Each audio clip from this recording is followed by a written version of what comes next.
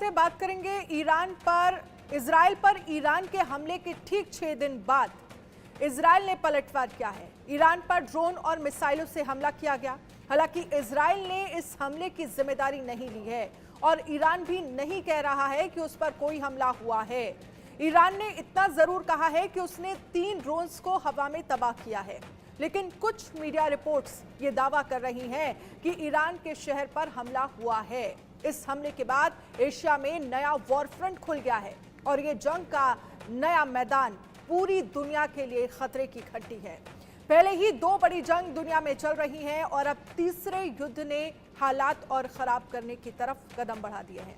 Iran से बदला लेने के लिए इजराइल तैयार है और जंग को लंबा खींचने के लिए ईरान ने अपना क्रूड एक्सपोर्ट बढ़ा दिया है।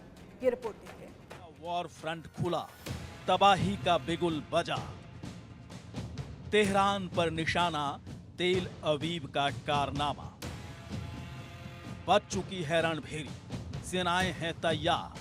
घातक अस्त्र शस्त्रों की होने लगी बारिश। साइलों से बाहर निकल आई मिसाइल। शब्द भेदी ड्रोन्स हो गए तैनात। दोनों तरफ के रणबांकुर ने कस ली कमर। जान लुटाने को सैनिक हुए तैयार। निशाने पर परमाणु अस्त्र, तबाही मचा रहे आधुनिक शस्त्र। महायुद्ध हो गया शुरू। 2 धर्मों के बीच शुरू हुआ धर्म युद्ध। यहूदी अब रुकेंगे नहीं और शिया मुस्लिम अब झुकेंगे नहीं। 2 धर्मों की लड़ाई, धरा पर आफत आई। दोनों सेनाएं हैं महाबलवान। दोनों सेनाओं की हैं अपने युद्धक विमान। हाई अलर्ट पर युद्धपोत सबमरीन्स भी हो गई तैनात। ये युद्ध बड़ा विनाशक है, ये जंग घातक है। एक तरफ परमाणु शक्ति है तो दूसरी तरफ क्रूड की शक्ति है। दुनिया को राख के ढेर में तब्दील करने पर आमदा है पश्चिमी देश। पहले चिंगारी सुलगा रहे हैं और फिर युद्ध न करने की धमकी देकर डरा रहे हैं। ये जंग विनाशकारी होगी। तीसरे विश्व युद्ध की शुरुआत होगी। निशाने पर तेल अवीव, टारगेट पर तेहरान। एक तरफ इजराइल है, उसके साथ अमेरिका खड़ा है। जहां अमेरिका खड़ा है वहां नाटो खुद ब खुद खड़ा है और दूसरी तरफ खड़ा है ईरान। पीछे है उसके पुतिन और जिनपिंग का प्लान।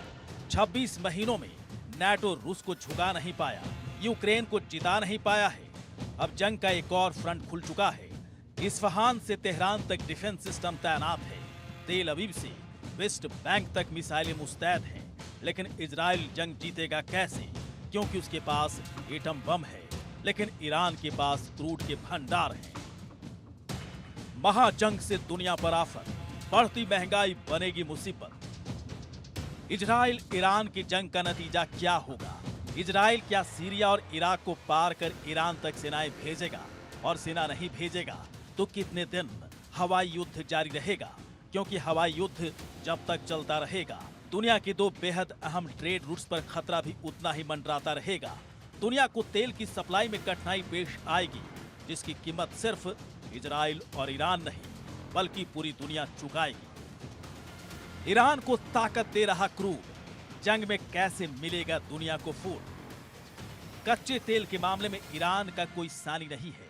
ईरान के पास सालों तक जंग जारी रखने की ताकत है।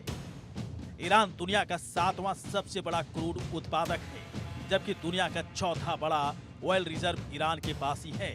ईरान की ताकत है कच्चे तेल की सप्लाई और ये देश रोजाना 19 लाख बैरल तेल एक्सपोर्ट करता है। ईरान के पास कम से कम अगले 30 साल तक चलने वाला क्रूड ऑयल है, जिसे वो एक्सपोर्ट कर सकता है। ईरान को कच्चे तेल के लिए किसी दूसरे देश की तरफ देखने की जरूरत नहीं और जंग के हालात में तेहरान ऑयल प्रोडक्शन बढ़ा सकता है, यानी प्रतिबंधों के बावजूद तेल सस्ते दामों पर बेच सकता है। अमेरिकी प्रतिबंधों के डर से दुनिया भले ही ईरान से तेल न खरीदे, लेकिन चीन इस मौके का फायदा जरूर उठाएगा और जब ईरान कच्चा तेल बेचता रहेगा तो उसकी अर्थव्यवस्था भी चलती रहेगी। यानी इजराइल चाहे लाख मिसाइलें चलाता रहे, ईरान को झुका नहीं पाएगा। सिर्फ कच्चा तेल बेचकर ही ईरान हर साल $35 बिलियन कमा रहा है। तेहरान से बीजिंग को रोजाना 1.61 मिलियन बैरल कच्चा तेल एक्सपोर्ट किया जा रहा है। ईरान से ऑयल एक्सपोर्ट 6 साल में सबसे ज्यादा हो रहा है। ईरान की अर्थव्यवस्था 366 बिलियन डॉलर की है और इस अर्थव्यवस्था को क्रूड एक्सपोर्ट से ही बूस्ट मिल रहा है। ये कच्चा तेल ही यूक्रेन से जंग में रूस की ताकत बना हुआ है। भारत और चीन को कच्चा तेल सप्लाई कर रूस 26 महीने से जंग में आराम से बना हुआ है और यही कच्चा तेल ईरान की भी ताकत है। अब ईरान को झुकाने का इजराइल के पास सिर्फ एक ही तरीका है। अमेरिकी सेनाएं यदि सऊदी अरब और यूएई के अपने बेस से ईरान पर हमला करे तभी इजराइल फ्रंट फुट पर आ सकता है। लेकिन जंग में यदि पर्शियन गल्फ और ओमान की खाड़ी को शामिल किया तो दुनिया का सप्लाई रूट टूट जाएगा।